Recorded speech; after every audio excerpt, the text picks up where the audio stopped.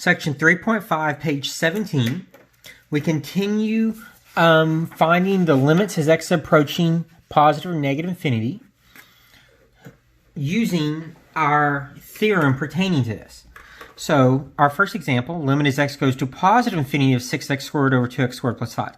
You may recognize that this example is very similar to the example we worked on the previous page. So this equals the limit.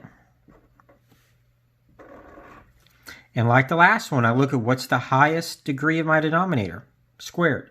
So I'm going to divide both sides of my fraction by x squared.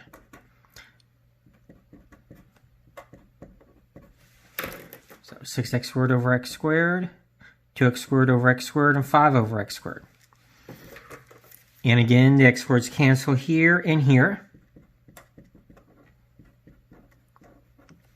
So that gives us 6 over 2 plus 5 divided by x squared.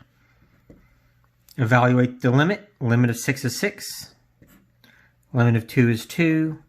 The limit of a constant over x squared is 0, which gives me a value of 3.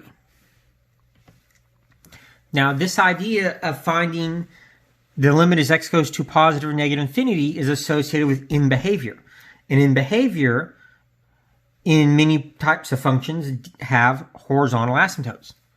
So we have a definition for horizontal asymptote here.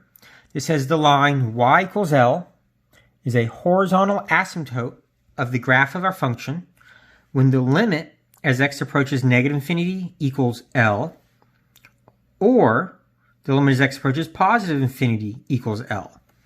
So when you take a limit as x approaches positive or negative infinity, the number it equals to is giving us the equation for our horizontal asymptote.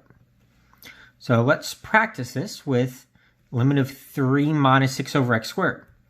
No rewriting has to be done, right? Because we have a constant and then 6 over x squared, which will utilize our theorem. So in this problem, we'll do the limit of the constant, which is 3, minus the limit as x goes to infinity of 6 over x squared, which our theorem tells us is 0. So I have 3 minus 0, which is 3. So the function has a horizontal asymptote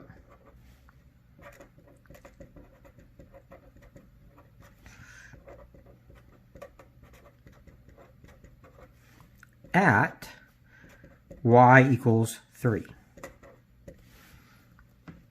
So this is using limits to find horizontal asymptotes.